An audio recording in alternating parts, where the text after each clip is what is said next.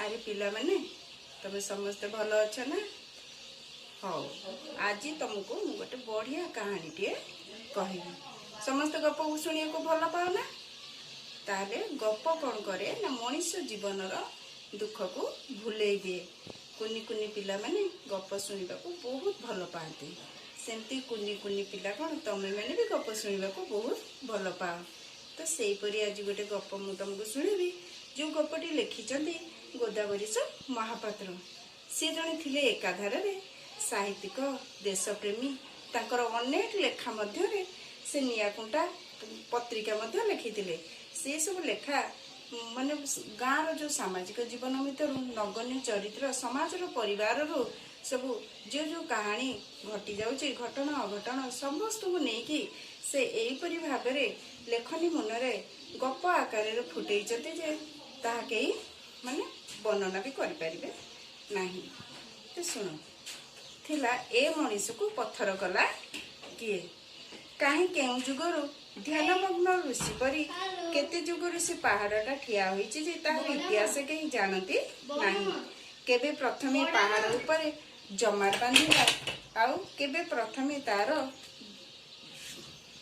तरुलता देहरे श्यामल पत्र देखादेला फूल फुटी हसिला से कथा मत कहीं कहि परिबे नहीं।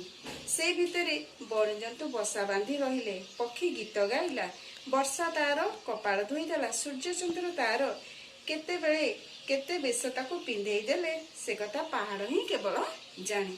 अरे पिले सुन ध्यानमग्न ऋषि कहले ऋषि जेतेबेले ध्यान करुथाए से जेंती ता आगे जेते जी गले मध्य से निश्चल निस्तब्ध तार एकाग्र चित्तरे से भगवत चिंतन लिप्त रही भगवान को ध्यान करुथाए।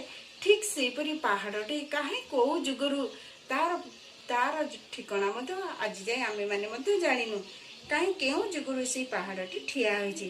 तार इतिहास कहीं जानती नहीं। तार इतिहास कहले तार अतीत विषय कहीं भी जानती नहीं। केतेबेले से पहाड़ दिहरे पत्थर जमाट बांधिला पहाड़टी किपरि भाव सृष्टि हुए पत्थर ऊपर पत्थर जमाट बांधि धूली माटी गोड़ी पहाड़ नहीं कि पहाड़टी सृष्टि हुए।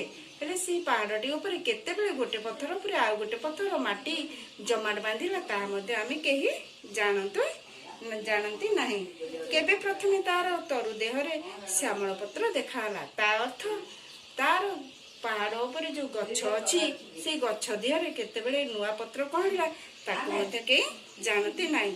से गछ बढ़िला पुणी फूल फुटिला फूल फुटी पुणी हसिले ता मध्ये केही जानती नहीं। पुणी से गछर चारा गछ सृष्टि हला चारा गछर सृष्टि होई छोट छोट बुदा जंगल रे परिणत हला। से जंगल रे पुणी पशु पक्षी माने बसा बांधिले। बस।